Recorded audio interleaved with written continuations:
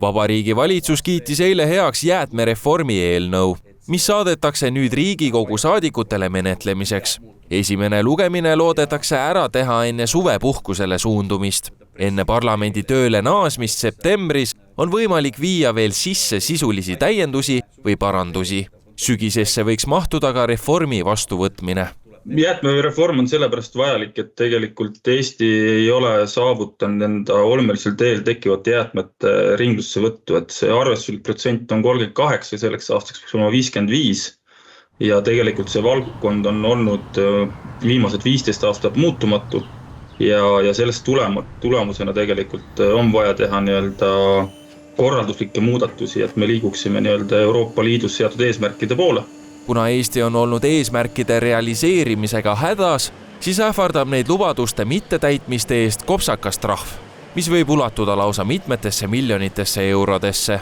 Eesti kahjuks räägib asjaolu, et seni on siinne jäätmekäitlus olnud puudulik enam kui 10 jagu, kuid Euroopa Liidu liikmena seatud sihid on progresseeruvalt kasvavad. Kui praegu me kogume olmejäätmed liigiti 38% kogu mahust, siis 35. aastaks on siht 65%. Et Eesti suudaks pärast jäätmereformi jõustumist hakata oma jäätmete ringlusse võttu kasvatama, on vaja ühena mitmest tegurist loota tarbijate harjumuste muutumisele.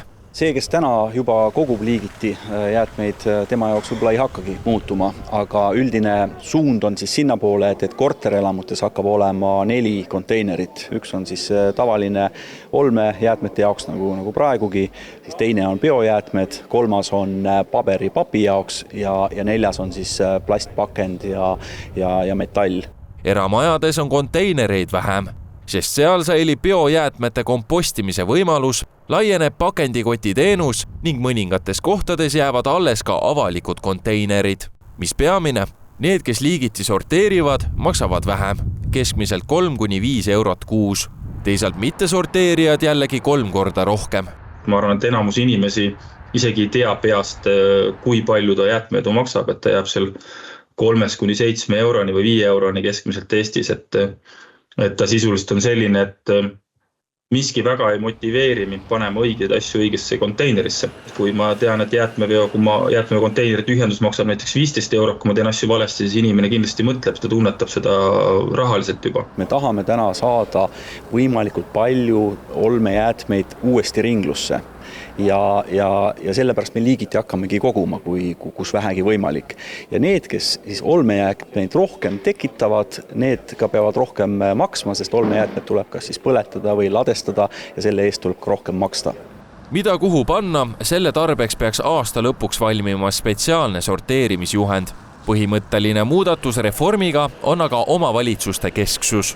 Läbi selle jäätmereformi tegelikult erasektor ja kohalikud omavalitsused investeerivad infotehnoloogilistesse lahendustesse, et inimese jaoks teenus mugav, et ta saab kasutada kaasaegseid nutiseadmeid, näha, kuna vedu on, millise jäätmeliigi vedu on, tellida sealt endale lisavedusi, lisakonteinereid või siis ka suure jäätmete äraviimist, et loodame, et see teenus ka tervikuna teeb arengut või edasi, eriti neile, kellel on võib-olla mitu majapidamist, et nad on ühes kohas. Ja ma arvan, üks suur koht on ikkagi see, et kui kohalik omavalitsus võtab selle teenuskeskuse või klienditeenuse rolli endale, et tegelikult on inimesel üks konkreetne partner, üks sõnum, et kuidas liigiti koguda, kuidas sorteerida, kuhu mida viia. Et täna on natuke seal erinevad sõnumid hankevõitjate vahel ja hankekorraldaja vahel.